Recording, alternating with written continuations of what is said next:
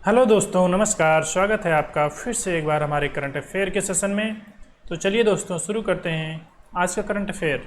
तो पहला क्वेश्चन है साथियों, 2024 एशियाई जिम्नास्टिक चैंपियनशिप में स्वर्ण पदक जीतने वाली पहली भारतीय जिम्नास्ट कौन बन गई हैं? तो ये कौन बन गई हैं? ये बन गई हैं दीपा कर्माकर। ऑप्शन ए इसका राइट हो जाएगा। दीपा कर्माकर जो हैं ये हमारी फर्स्ट इंडियन जिम्नास्ट बन गई जिन्होंने एशियाई जिम्नास्टिक चैंपियनशिप में गोल्ड मेडल जीता। तो ऑप्शन ए याद रखिएगा, ये हैं दीपा कर्माकर। आगे देखते हैं, ये त्रिपुरा की दीपा कर्माकर, इनका ये त्रिपुरा से बिलोंग करती हैं और एशियाई चैंपियनशिप में इन्होंने गोल्ड जीतकर इतिहास रच दिया है। और इनके बारे में देख लेते हैं। दीपा कर्माकर जो हैं 2006 में, देखिए 2006 में इन्होंने 2006 में फर्स्ट हमारा आया था जिम्नास्ट में। किसके द्वारा लाया गया था? आशीष कुमार के द्वारा। आशीष कुमार इन्होंने ब्रॉन्ज मेडल जीता था 2006 में। और उसके बाद 2015 में जो है ये दीपा कर्माकर के द्वारा ब्रॉन्ज जीता गया था। 2015 में दीपा कर्माकर के द्वारा ब्रॉन्ज जीता गया था। और 2019 में, जो 2019 है, इसमें परिणति नायक द्वारा ब्रॉन्ज मेडल जीता गया था। अभी तक गोल्ड नहीं आया था, इन्होंने पहली बार जीता है अबकी बार। और 2022 में भी परिणति नायक ने ब्रॉन्ज मेडल जीता। और अब 2024 में दीपा कर्माकर ने एक बार गोल्ड जीतकर इतिहास रच दिया है। और 2016 में जो है इन्होंने, जो रियो डी जेनेरियो में ओलंपिक होने वाला था, उसके लिए इन्होंने क्वालिफाई किया था 2016 में ही। और इन्हें 2016 में क्या मिला था? राजीव गांधी खेल रत्न पुरस्कार से भी सम्मानित किया जा चुका है। और 2017 में इन्हें पद्मश्री पुरस्कार से भी सम्मानित किया जा चुका है। ठीक है, तो याद रखिएगा, ये दीपा कर्माकर हैं। नेक्स्ट क्वेश्चन है, हाल ही में खबरों में देखी गई न्यासी जनजाति किस राज्य का सबसे बड़ा जातीय समूह है? तो बताइए, न्यासी जनजाति किस राज्य का सबसे बड़ा जनजातीय समूह है? तो ये है अरुणाचल प्रदेश का। ऑप्शन सी इसका राइट हो जाएगा, अरुणाचल प्रदेश। ये देखिए, पर्वतारोही क्यों चर्चा में है न्यासी जनजाति? क्योंकि जो पर्वतारोही और क्रिकेटर, इनका नाम है कबाब यानो। इन्होंने माउंट एवरेस्ट फतह करने वाली अरुणाचल प्रदेश की पहली न्यासी जनजाति महिला और 5वीं महिला के रूप में इतिहास रचा है। यानी न्यासी जनजाति ये फर्स्ट वुमेन है जिन्होंने माउंट एवरेस्ट फतह किया है, और ये 5वीं महिला है इंडिया की। ठीक है, तो याद रखिएगा। नेक्स्ट क्वेश्चन है, ये देखिए न्यासी जनजाति की कुछ महिलाएं जो इन्होंने अपना ट्रेडिशनल ड्रेस पहना हुआ है।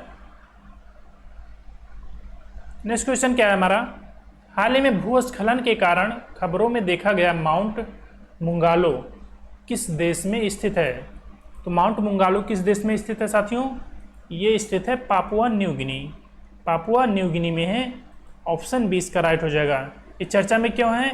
क्योंकि अभी माउंट मुंगालो पे जो है ये भूस्खलन, लैंडस्लाइड हुआ था बहुत बड़ा। ये देखिए, ये रहा, ये देखिए लैंडस्लाइड हुआ था, काफ़ी भारी मात्रा में बहुत नुकसान हुआ था, इसमें बहुत जनधन की हानि हुई थी। तो देखिए, ये भूस्खलन दूर दराज एगा प्रांत के गांव में लगभग 2000 से अधिक लोग इसमें मृत्यु को प्राप्त हो चुके हैं, और जिसमें घर और सब चीज़ों का तो नुकसान हो ही गया है। और ये एगा प्रांत में हुआ है ये भूस्खलन। ठीक है, और इसमें राष्ट्रीय आपदा केंद्र ने संकट से निपटने के लिए सेना और राष्ट्रीय और क्षेत्रीय उत्तरदाताओं सहयोग किया है इसमें। और देखते हैं पापुआ न्यू गिनी मैप में कहाँ है, तो मैप की भी चर्चा करते चलते हैं। तो ये देखिए रहा पापुआ न्यू गिनी, ये पापुआ न्यू गिनी, ये पूरा क्षेत्र इसी का है। और ये रहा इंडोनेशिया, इसके साथ बॉर्डर साझा करता है। और नीचे देखिए साउथ में ऑस्ट्रेलिया है, और इसको जो कहते हैं ये कोरल सी, पूरा ये कोरल सी कहते हैं। और देखिए गल्फ ऑफ पापुआ, ये रहा गल्फ ऑफ पापुआ। और ये देखिए इधर रहा ये पूरा सोलोमन सी रहा, और ये बिस्मार्क सी रहा, बिस्मार्क सी। और इधर नॉर्दर्न सोलोमन इसे कहा जाता है, और इधर साउथ पैसिफिक ओशियन है। ठीक है, तो याद रखिएगा लोकेशन इसका बहुत इंपॉर्टेंट है, क्योंकि चर्चा में तो मैप बेस्ड क्वेश्चन जरूर बन सकता है आप लोगों से, या डायरेक्ट भी पूछ सकता है, माउंट बुंगालो कहाँ पर है। नेक्स्ट क्वेश्चन देखते हैं। राज्य के स्वामित्व वाली गेल इंडिया लिमिटेड ने हाल ही में मध्य प्रदेश के क्षेत्र में अपना पहला ग्रीन हाइड्रोजन प्लांट लॉन्च किया। तो बताइए कहाँ पर अपना गेल इंडिया लिमिटेड ने ग्रीन हाइड्रोजन प्लांट लॉन्च किया है। तो ये विजयपुर में किया है, ऑप्शन ही इसका राइट हो जाएगा। और ये विजयपुर कहाँ पर है, विजयपुर है एमपी में, ठीक है। मध्य प्रदेश के विजयपुर में गेल इंडिया लिमिटेड ने नेशनल ग्रीन हाइड्रोजन मिशन के तहत जो है अपना 10 मेगावाट का ग्रीन हाइड्रोजन प्लांट का उद्घाटन इसने किया है, ठीक है। और इसका उद्देश्य क्या है, भारत को हरित हाइड्रोजन के लिए वैश्विक केंद्र यानी ग्लोबल सेंट्रलाइज करना है। और इसमें इलेक्ट्रोलाइजर और निर्माण और हरित जो ग्रीन हाइड्रोजन है इसका प्रोडक्शन के लिए ये प्रोत्साहन करेगा। और एक पायलट परियोजना के लिए इन्होंने अभी शुरुआत किया है, तो जिसके कारण ग्रीन हाइड्रोजन हब विकास और ग्रीन हाइड्रोजन जो इकोसिस्टम है और उसके तमाम मानकों के लिए ये नीतिगत जो है ढांचा इन्होंने तैयार किया है। नेक्स्ट क्वेश्चन है, हाल ही में कितने देशों ने ESA और EU अंतरिक्ष परिषद में शून्य मलबे चार्टर पर हस्ताक्षर किया है। तो कितने देश हैं जिन्होंने जीरो डेब्रिस चार्टर किया है, यानी यूरोपियन स्पेस एजेंसी और यूरोपियन यूनियन के कितने देश हैं। तो ये 12 देश हैं। इन्होंने इनके द्वारा ये साझा किया गया है कि जो अंतरिक्ष में जो अंतरिक्ष मलबा है उनको कम किया जाए, उनको ख़त्म किया जाए।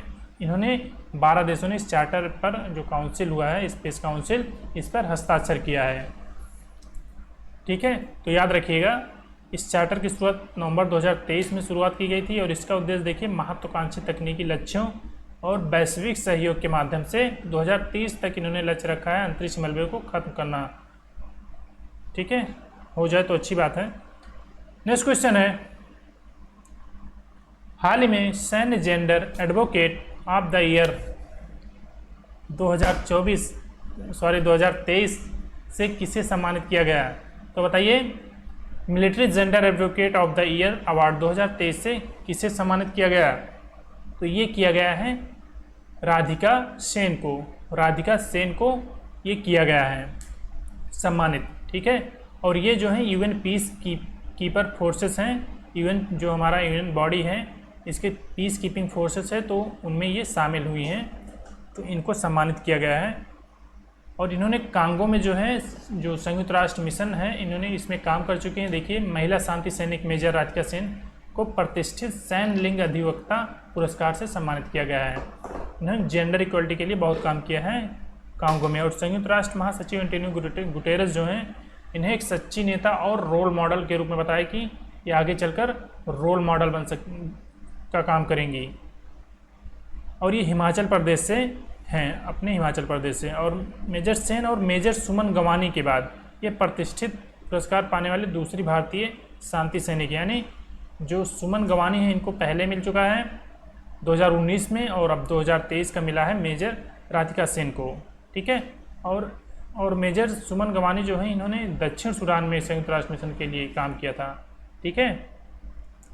और देखते हैं, और भारत जो है वर्तमान में संयुक्त राष्ट्र में महिला जो सैन्य शांति सैनिक हैं उनमें 11वां स्थान रखता है, 11वां स्थान, जिसमें 124 महिलाएं वुमेन इंडिया से हैं। और भारत पारंपरिक रूप से संयुक्त राष्ट्र शांति मिशन में सबसे अधिक सैन्य और पुलिस योगदान देने वाला देशों में से एक रहा है। आगे कुछ पुरस्कार देख लेते हैं, बहुत इंपॉर्टेंट पुरस्कार हैं, आगे एग्जाम्स में आप लोग को देखने को मिलेगा। जैसे साफ पुरस्कार है, इसे पूर्व का नोबेल कहते हैं और ये श्रीनिवास R कुलकर्णी को दिया गया है। और साहित्य अकादमी फेलोशिप अवार्ड ये रस्किन बांड को दिया गया है। और ट्यूरिंग पुरस्कार 2023 ये कंप्यूटिंग का नोबेल पुरस्कार कहा जाता है इसे, ट्यूरिंग पुरस्कार को, तो AB बिजर्सन को दिया गया है। और अंतर्राष्ट्रीय बुकर पुरस्कार 2024 ये जेनी अर्पनेक को दिया गया है, किसके लिए, कायरोस के लिए दिया गया है। और इसका ट्रांसलेटर किसने किया है, माइकल हॉफमैन ने किया है। और विटली गोल्ड अवार्ड ये ग्रीन ऑस्कर के नाम से जाना जाता है, जो इन्वायरमेंट के जिसमें इन्वायरमेंट में कोई योगदान दिया रहता है पर्यावरणीय क्षेत्र में, तो उसको दिया जाता है।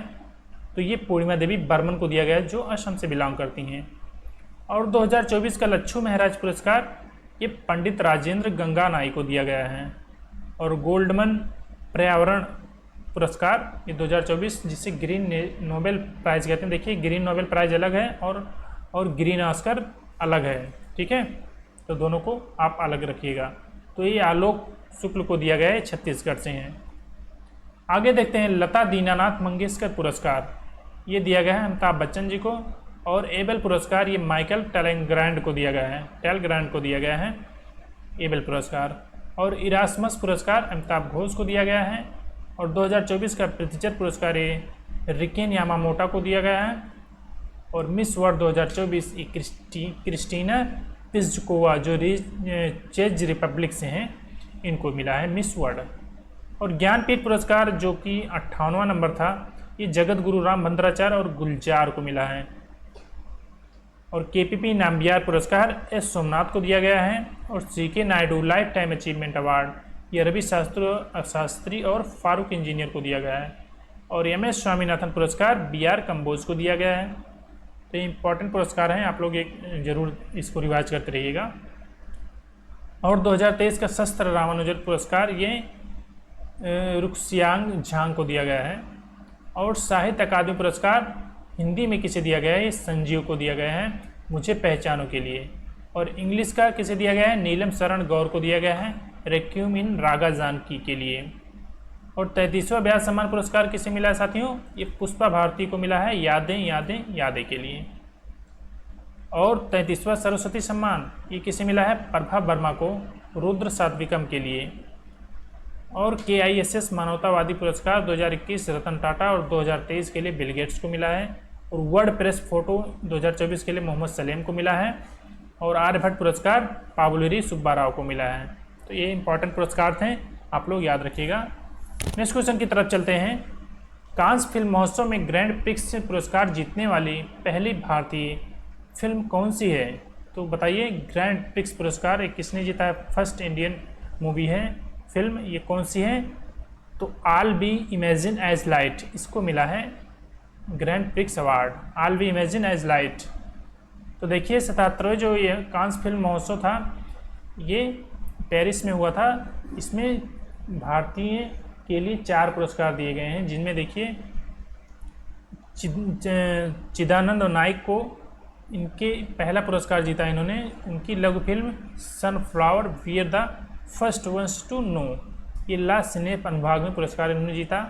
और अभिनेत्री अनुसुईया सेन गुप्ता ने अपनी फिल्म सेमलेस के लिए यूएन सर्टेन रिगार्ड्स सेगमेंट में सर्वश्रेष्ठ अभिनेत्री का पुरस्कार जीता है इन्होंने। और पायल कबाड़िया ने इनके द्वारा जो निर्देशित फिल्म थी आल वी इमेजिन एज लाइट, ये ग्रैंड प्रिक्स पुरस्कार जीती है। और संतोष सिवन ने सिनेमेटोग्राफी के लिए ये 77वें कांस फिल्म महोत्सव में प्रतिष्ठित पियरे इंजीनिक्स ट्रिब्यूट पुरस्कार जीता है। ठीक है, तो ये 4 भारतीयों को मिला है कांस फिल्म फेस्टिवल में पुरस्कार। ठीक है, नेक्स्ट क्वेश्चन देखते हैं। हाल ही में वर्ष 2023-24 में सर्वाधिक ट्रांसमिशन लाइन जोड़ने वाला राज्य कौन सा है, तो बताइए 2023 और 24 में सर्वाधिक ट्रांसमिशन लाइन जोड़ने वाला राज्य कौन सा है। तो ये 22-23 में भी वही स्टेट था हमारा उत्तर प्रदेश, और 23-24 के लिए भी उत्तर प्रदेश है। और सेकंड पे है गुजरात और थर्ड पे है तमिलनाडु। ये देखिए जो बिजली जो लाइटें होती हैं, एक तरफ से उत्पादन होती है और एक तरफ से जहाँ पहुँचाना होता है वहाँ पे ये ट्रांसमिशन होती हैं। बड़े बड़े खंभे टावर्स लगे होते हैं जिनमें बड़े बड़े केबल्स लटके हुए होते हैं, तो ये होता है। ठीक है, तो इसमें उत्तर प्रदेश हमारा टॉप पर है। तो मित्रों, उम्मीद करता हूँ आप लोगों को सेशन हमारा अच्छा लगा होगा, और अच्छा लगा हो तो सेशन को लाइक भी करिए, और जो नए लोग हैं वो सब्सक्राइब भी चैनल को करिए। इसी के साथ हम यहीं पर समाप्त करते हैं सेशन, और अपना फीडबैक ज़रूर दीजिएगा। मिलते हैं नेक्स्ट सेशन में, तब तक के लिए जय हिंद, वंदे मातरम।